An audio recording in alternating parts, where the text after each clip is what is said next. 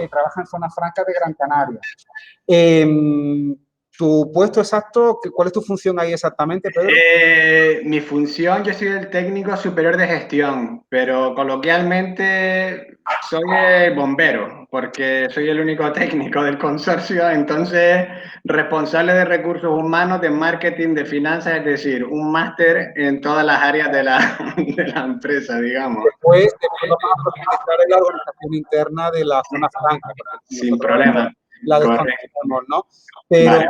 en un primer momento, no, bueno, como saben, hicimos aquí una puesta en común de preguntas y tal. Hemos investigado con cierta profundidad el régimen económico y fiscal de Canarias, aunque también tenemos dudas. Vamos a empezar por la propia zona franca y las oportunidades empresariales que proporcionan. Vale. Si es posible, con números. Si es posible, claro, por supuesto. ¿no? Porque, claro, nos quedamos con la información de la página web, que está súper bien para captar a posibles emprendedores que quieran establecerse, pero nos gustaría saber los números que hay detrás. Una empresa que quiera establecerse en la zona franca de Gran Canaria, Pedro, por ejemplo, un polígono industrial que esté cerca, como el de Arinaga, ¿qué ventajas obtiene? ¿Nos puedes informar? Bueno, a ver, zona franca, y poco para entrar en detalle, básicamente es un recinto cerrado, vallado y acotado en el cual se puede almacenar mercancías sin devengar ningún arancel ni impuesto indirecto, ¿vale? Es importante tener esto en cuenta porque, claro, cuando a veces lo comparas, digamos, con otras figuras del REF, como puede ser la Zona Especial Canaria, ¿vale? Zona Especial Canaria es un régimen fiscal, no es un régimen aduanero, y engloba toda Canarias y autoriza una serie de actividades. Zona franca básicamente es un cachito de suelo, ¿vale? En el cual está vigilado por la aduana y las empresas que ahí están instaladas pueden almacenar mercancía sin devengar aranceles ni impuestos. Pero también transformarlo.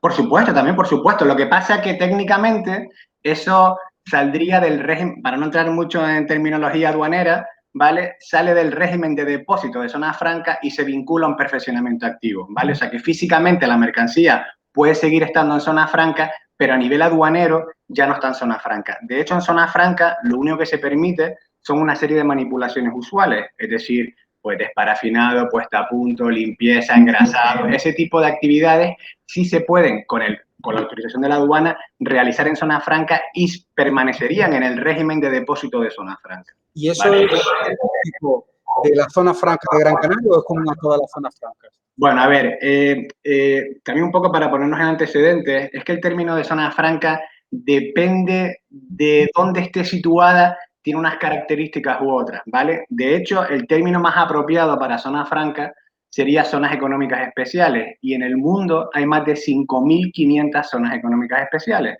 ¿vale? Sobre todo en Latinoamérica, en Oriente Medio y en Asia, ¿vale? En Europa, digamos, es una figura menos extendida porque básicamente está pensada para, digamos, ser un instrumento muy potente a la hora de captar inversión extranjera, ¿vale? Ten en cuenta que en Europa realmente es un mercado armonizado, ¿vale? Entonces realmente se juega menos, digamos, con esa diferencia arancelaria. Canarias es un caso, digamos, particular porque somos más similares a la zona franca de otras latitudes porque combinamos las ventajas fiscales del régimen económico fiscal de Canarias, como puede ser la SEC, por ejemplo, con las ventajas aduaneras de zona franca. Es decir, por ejemplo, en España tenemos 7 zonas francas y las únicas que combinan ventajas aduaneras y fiscales son las Canarias, la de Gran Canaria y la de Tenerife. ¿Vale? Un aspecto concreto. Nosotros estuvimos viendo aquí un vídeo, por ejemplo, de la zona franca de Barcelona. Sí.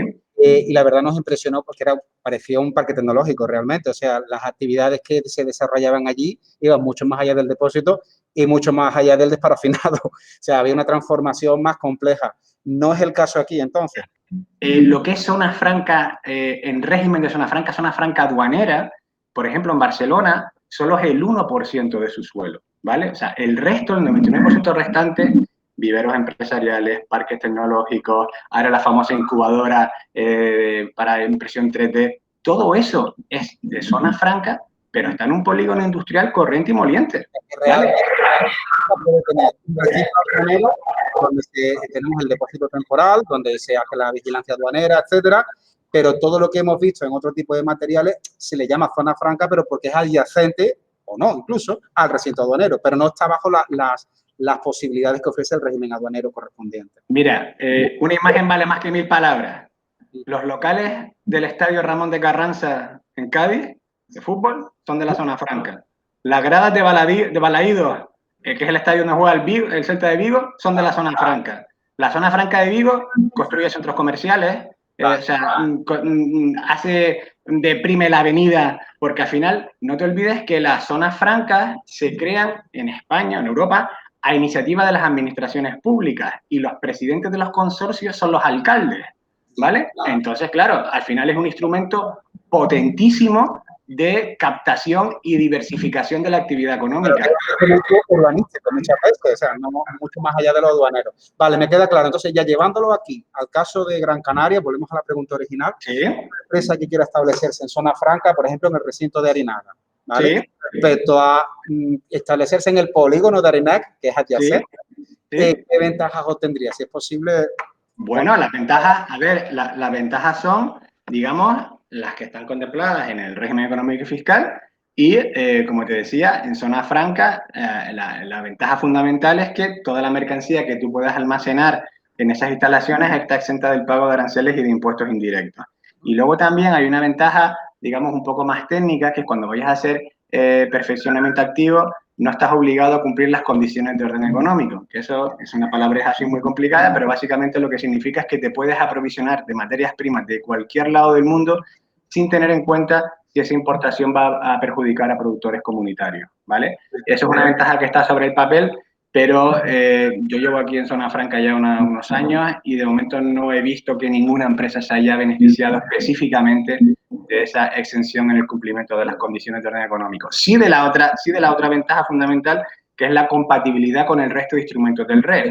De hecho, en Zona Franca tenemos empresas que a su vez son SEC también, ¿vale? Porque una cosa es a cómo tributes en el impuesto de sociedades, pues, lógicamente con una serie de contraprestaciones, de invertir un dinero en activos fijos y crear una serie de puestos de trabajo, y a su vez te beneficias de las ventajas aduaneras de estar dentro del recinto de Zona Franca. ¿Vale? Queríamos preguntar por la compatibilidad entre los diferentes recursos, las diferentes posibilidades que ofrece el régimen económico fiscal de Canarias con la zona franca. Te lo iba a preguntar después, pero te lo pregunto ya. O sea, el régimen económico y fiscal de Canarias es brutal, las posibilidades que ofrece. ¿Realmente existen incompatibilidades? ¿Existen situaciones? Para nada. No, entre los distintos instrumentos del REF no hay incompatibilidades. Lo que pasa es que es cierto que a veces las empresas tienen que pararse y analizar bien su proyecto porque, a ver, para ser SEC en Gran Canaria tienes que invertir 100.000 euros en activos fijos y crear 5 puestos de trabajo, aparte del administrador. Oye, pues a lo mejor la empresa que tienes pensado crear no te hace falta una mano, ¿sabes? Esa fuerza de mano de obra, digamos. Entonces tienes que poner todo en la balanza, ¿no? Porque no todo solo los impuestos. Entonces, bueno, pero sí que es absolutamente compatible, digamos. Pues te puedes beneficiar de la RIC, ser SEC. Lo que pasa es, bueno, que si eres SEC ya no tiene mucho sentido dar RIC, porque ya solo estás pagando el 4% de los impuestos de sociedades. Pero bueno, en fin, que teóricamente, en teoría, todos los distintos instrumentos del REF son compatibles entre ellos. Vale, teniendo en cuenta en Canarias dos zonas francas, las dos obviamente acogidas al REF y ofreciendo las mismas ventajas. Por ejemplo, existe una competencia entre la zona franca de Tenerife y la de Gran Canaria. ¿Tienes algún alumno chicharrero ahí en la clase o no? La palma de alguno. No, bueno, a ver, básicamente, a ver, cuando tú creas una zona franca, digamos, es otro añadido más de ese conjunto de ventajas que tú vas a ofrecer, ¿vale? Entonces, claro, si ya hay industrias establecidas, a ver, el puerto de Las Palmas, por números, pues tiene más actividad económica que el puerto de Santa Cruz de Tenerife, ¿no? Entonces ya, digamos, no por crear una zona franca en un X sitio, digamos, vas a captar muchísimo negocio. Es un cúmulo de diferentes instrumentos, digamos, y de diferentes circunstancias, ¿no? Oye, tienes que tener unas buenas instalaciones, unas buenas infraestructuras, un nivel fiscal competitivo, etcétera, ¿vale? Entonces, en la práctica no nos hemos hecho, digamos, no somos competencia porque apuntamos, digamos, a diferentes nichos de mercado, ¿vale? De hecho, somos complementarios, diría yo, más que porque si la industria potencialmente instalable en la zona franca de Tenerife y la industria potencialmente instalable en la zona franca de Gran Canaria. Esos son perfiles empresariales diferentes. ¿Es por eso? Sí, bueno, porque te digo, porque depende un poco también va vinculado a los distintos, a lo mejor, sectores económicos que la propia autoridad portuaria quiera potenciar o por lo que sea, a lo mejor aquí se desarrolla. Te pongo un ejemplo muy concreto, el tema del suministro de combustible, ¿vale? Tenerife, históricamente, ya no la tiene, pero la ha tenido la refinería. Bueno, el puerto de Las Palmas siempre ha suministrado muchísimo más combustible que el puerto de Santa Cruz de Tenerife, porque ha habido mucha más competencia, ¿vale? Entonces, bueno, pues aquí, de hecho, en la zona franca de Gran Canaria tenemos la principal terminal de combustible del puerto, está aquí en zona franca, ¿vale? Y eso en Tenerife, digamos, bueno, pues no lo tienen, ¿vale? Quería empezar a preguntar cosas ya mucho más concretas y alineadas con los objetivos de los alumnos, que son las oportunidades laborales. Sí. Me gustaría saber, nos gustaría saber, oportunidades laborales concretas, vacantes reales, tanto en la estructura de la zona franca de Gran Canaria como en las empresas establecidas en el recinto de la zona franca. O sea, existe, por ejemplo, una bolsa de empleo, existe, ¿cómo se organiza la captación de nuevos talentos? Nosotros, como te decía, somos una entidad muy pequeñita, ¿vale? Porque, de hecho, tenemos un delegado del Ministro de Hacienda en la zona franca, estoy yo como técnico y 2 administrativos, ¿vale? O sea, que realmente nosotros, digamos, esperamos en el medio plazo crecer, pero a día de hoy, con esta estructura, tenemos que apañarnos, ¿vale? A mí me llegan, o sea, yo casualmente esta mañana, pues me ha llegado de una empresa que estaba buscando a lo mejor a alguien que con experiencia en logística, ¿vale? Entonces, más un poco de manera informal que de una manera, digamos, estructurada, pero sí que es cierto que estoy en contacto normalmente con empresas, con lo cual, encantadísimo de poder establecer una vía de comunicación. Te digo, no hay un protocolo como tal firmado, se puede estudiar la posibilidad de hacer un convenio, digamos, de colaboración o algo similar, pero no, a día de hoy no está firmado, digamos, no es, digamos, un protocolo al uso, ¿vale? Pero que por mi parte, encantado de poder colaborar con ustedes para el tema de posible inserción laboral. Muy importante, muy importante. De hecho, porque yo también soy profe en la universidad y insisto muchísimo con el tema del inglés. Yo sé que es un tema que cuesta, pero es que es básico. O sea, es que no es un extra, no. Se supone que lo tiene, ¿vale? Entonces, en fin, yo les animaría a todos a que hicieran un esfuerzo en ese sentido, ¿vale? Porque al final todos hablan inglés. Si ya seas un provisionista, ya seas un consignatario, al final las tripulaciones, el idioma con el que se habla con ellos es en inglés, ¿vale? Entonces, bueno, pues intentar hacer un esfuerzo, digamos, porque es fundamental. Que le damos bastante caña con este tema y de hecho, en una videoconferencia que tuvimos con un profesional, en este caso del lado de las empresas, nos mencionaba ya no solo el inglés, que como muy bien dices, el inglés se da por sobreentendido, que tienes un nivel B1, B2 como mínimo. Sí. Hablaba del chino como la siguiente lengua que había que tener en cuenta. Bueno, ya... Corto, ¿no? Pero bueno, eso lo dejamos. A ver, yo te digo, o sea, es cierto que depende un poco también del país, luego que te vayas a dirigir. Claro. Mi opinión personal, en base a mi experiencia, ¿vale? Está muy bien a lo mejor chapurrear, oye, pues yo chapurreo francés, o yo chapurreo alemán, o yo digo 4 tonterías en chino para romper un poco el hielo, ¿no? Pero luego al final todo se negocia en inglés, ¿vale? Entonces, más vale aprender inglés bien que no, digamos, 3 idiomas o 2 idiomas ahí medio mal hablados, ¿no? Entonces, pero sí que es cierto que es fundamental. Y luego, hay varios empresarios del puerto que están haciendo una apuesta, se me viene ahora el nombre, por ejemplo, de Ida Stier, que es una empresaria que ha montado un centro de formación en Taliarte, ¿vale? Porque para trabajar en todo el tema de la industria del oil and gas, ¿vale? De todos los barcos perforadores y demás, te hace falta una serie de acreditaciones, aunque seas el cocinero de la plataforma, ¿vale?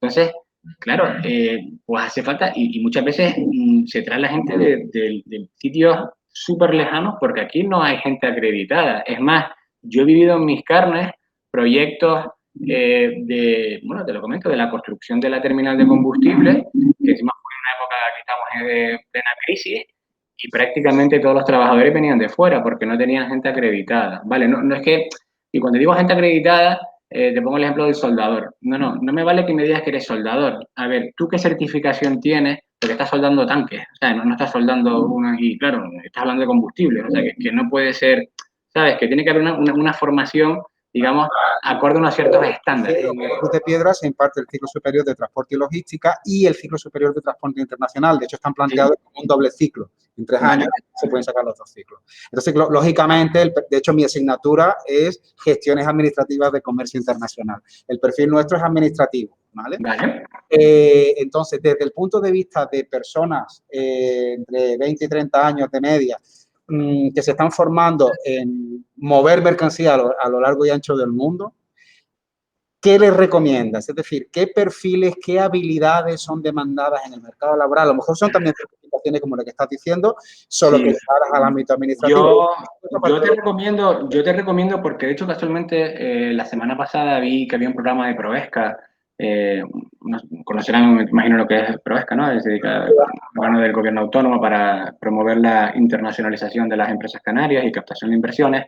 Bueno, pues había un programa para lo que es irte fuera y bueno, pues de alguna forma hacer prácticas en empresas remuneradas, ¿vale? Y yo, por ejemplo, yo que también he sido becario, digamos, en el extranjero, en varias instituciones, entonces yo creo que eso es súper útil porque al final es una formación de alto valor y que las empresas lo valoran. Y es más, incluso luego puedes empezar a trabajar fuera y ya, digamos, con ese bagaje volver a Canarias, ¿no? Entonces, en estos tiempos que corren, que es cierto que, bueno, pues que hay una competencia dura, ¿no? A la hora de conseguir un puesto de trabajo y sobre todo cualificado, yo creo que sería interesante que no tuvieran, bueno, que se plantearan, que no tuvieran miedo de irse a pensar en una temporada fuera, que no tiene que ser 10 años. Oye, me voy a lo mejor 1 año, 2 años, pero cojo cierto bagaje y luego es mucho más fácil engancharte, digamos, aquí en el mercado laboral, ¿no? Entonces, bueno, es un poco, también te hablo un poco de mi experiencia, porque lo hice así, ¿no? Entonces, bueno, oye, pues es una opción que hay, ¿no? Personalmente, se lo he comentado a alumnos siempre que hemos tenido la posibilidad de decirle, bueno, Canarias está muy bien, pero sal fuera, aprende y después tráete ese conocimiento para acá y contribuye, ¿no? Eso sería lo idóneo.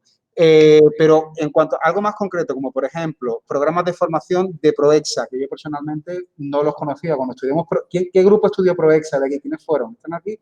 Yo y Moisés. Vale, Moisés y tú y tal. ¿Estudiaron a Proesca? ¿Recuerdan información sobre programas formativos de Proesca para futuros? ¿Sí? Pues eso lo vamos a profundizar un poquito más en clase. ¿Alguna otra institución, como no sé, Cámara de Comercio o...? Mira, yo es que te digo, yo es que he sido becario del ICEX y becario de Proesca. Entonces, por eso, digamos, hablo bien de mis antiguas becas, ¿no? Entonces, mira también el ICEX, ¿Vale? Instituto Español de Comercio Exterior, ¿vale? Proesca sé que tiene muchos programas. Y luego, no sé si las cámaras la verdad que lo desconozco, ¿vale? Porque bueno, en su momento sí que tenían más recursos y ahora están un poco más. Los organismos que mueven el comercio internacional son los que tienen programas formativos, a lo mejor no todos, pero sí algunos de ellos. Haremos aquí un cribado a final de curso, ¿de acuerdo? Para hacer una base de datos entre todos, entre cursos, oportunidades formativas que pueden existir y que nos pueden beneficiar a todos, incluyéndome, vamos, por supuesto. Más allá de los cursos específicos de comercio internacional, cuestiones genéricas que tú puedas recomendar a futuros candidatos para trabajar en este sector, ¿tienes algún consejo que darle? Hombre, yo el consejo que le daría es ser abierto de miras y estar dispuesto, digamos, a... Bueno, es un nicho, es un sector en el cual, diré que no todos los días es igual, ¿vale? Entonces, porque al final, estando en el comercio internacional, te puedes encontrar mil y una trabas, ¿no? Entonces, bueno, pues de alguna forma saber, tener templanza y saber un poco cómo afrontar digamos, todas esas situaciones que se pueden dar, ¿no? Porque al final, oye, lo que tú piensas a lo mejor como español no es lo que piensa un francés o lo que piensa un chino, ¿vale? Entonces, bueno, pues de alguna forma tener eso en cuenta, ¿no?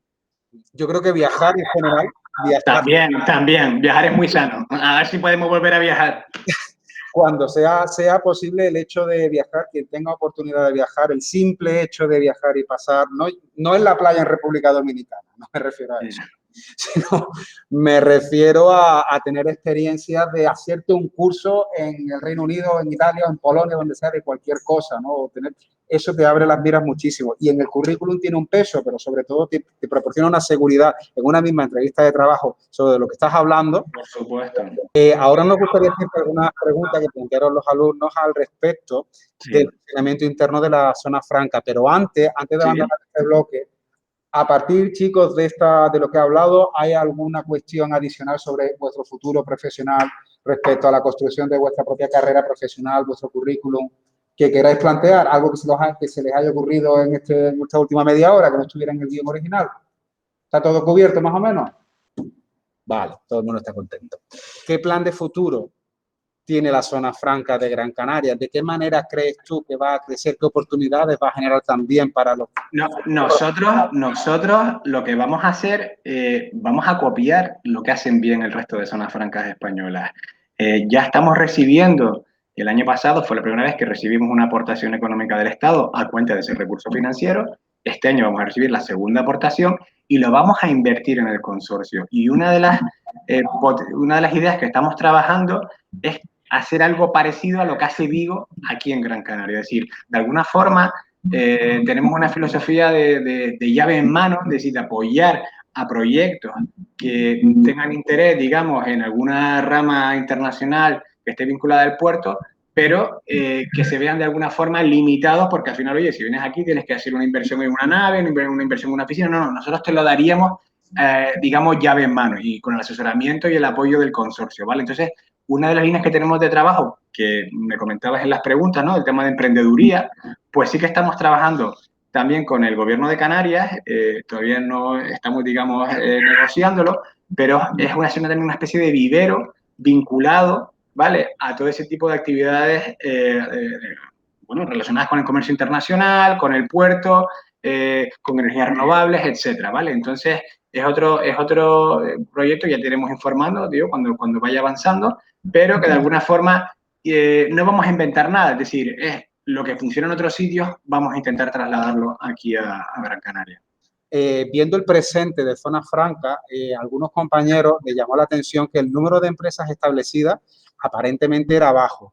Entonces, nos gustaría saber si eso lo debemos interpretar como algo bueno o como algo malo, es decir, como algo malo en el sentido de que realmente no existe una iniciativa emprendedora en Gran Canaria capaz de aprovechar las oportunidades de Zona Franca, o bien como algo bueno en el sentido de que queda mucho por hacer y hace falta mucha gente para desarrollarlo, no lo sé. Como te decía, estamos casi al 95% de ocupación del suelo. Es que el suelo es el que es. Es decir, no es como la SES, que es toda Canaria. No, en Arinaga no, pero Arinaga también son cuestiones... Arinaga da para otra clase. Te voy a explicar por qué no ha terminado de arrancar. Pero sí que me gustaría resaltar una cosita. El tejido productivo o la empresa media canaria es una micropyme. O sea, no creo que son 1, 2, 3 trabajadores. Aquí en Zona Franca, creo que en la UP hay 16 empresas, pero realmente está en torno a la veintena. Hay más de 200 trabajadores. Es decir, la media de trabajador por empresa es de 10. ¿Vale? Es decir, y tengo empresas muy grandes como la terminal de combustibles, que son 60, tengo una empresa de reparación naval también muy importante que tiene 50, es decir, son empresas muy potentes. Nosotros hemos tramitado ya 2 ampliaciones del recinto de la Zona Franca, ahora vamos a tramitar la tercera ampliación del recinto, es decir, no hay más empresas porque no caben en el puerto de Las Palmas.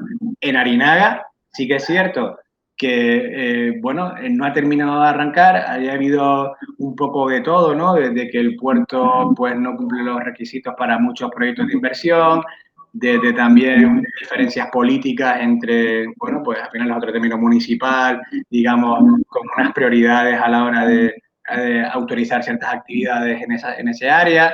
Sí, bueno, ha sido un cúmulo de circunstancias, ¿vale?, que no ha permitido desarrollar digamos, la Zona Franca de Arinaga. Actualmente hay varios proyectos digamos, en estudio, pero sí que es cierto que no se puede considerar, digamos, Arinaga como un caso de éxito, como sí lo es aquí en el puerto de Las Palmas. Vale.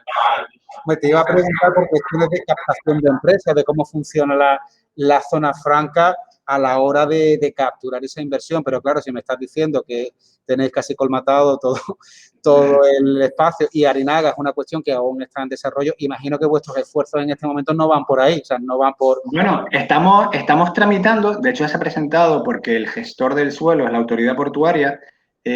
Bueno, no sé si conocen esta zona, pero de alguna forma lo que es el Roque Ceniciento, debajo de los militares, aquí en la isleta, pues ya la última, lo que se ha podido excavar, digamos, de la montaña, que todos esos rellenos se tiran al mar para hacer las nuevas dársenas, ¿vale? Pues ahí se ha ampliado, digamos, la última parte ampliable en tierra firme, que son 65.000 metros, y eso lo vamos a pedir para Zona Franca también, ¿vale? Entonces, y de hecho es que hay un proyecto de la terminal de Orix que va a ampliar sus instalaciones en otros 25.000 metros adicionales, ¿vale? Entonces, ya prácticamente colmataría, digamos, un 40% del suelo nuevo que se va a incorporar, ¿no?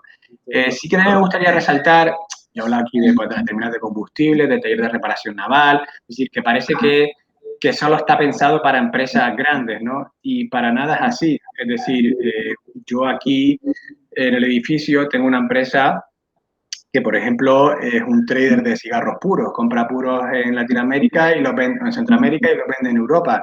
Y son dos personas y, en fin, ves los números de la empresa y te quedas alucinando, ¿vale? Entonces, oye, hay mercado para todo, es decir, es buscar el producto, ¿no? O incluso el servicio que ustedes, los emprendedores, ¿no? Creen que pueden ofrecer y la zona franca les puede ayudar. Y sobre todo, te digo, en este proyecto que tenemos ahora, nosotros lo llamamos el plug and play, es decir, que tú puedas llegar y empezar a funcionar, ¿vale? Estamos abiertos, de hecho, ahora con este recurso financiero, con esta aportación que viene del Estado y que incluso nos han autorizado a endeudarnos en el propio Ministerio de Hacienda, nuestra idea es apoyar esos proyectos un poco como hace Vigo, salvando las distancias, pero dentro de nuestras posibilidades, para, de alguna forma, hacer el recinto de Zona Franca más competitivo y apoyar esos proyectos que pudieran asentarse aquí en Zona Franca.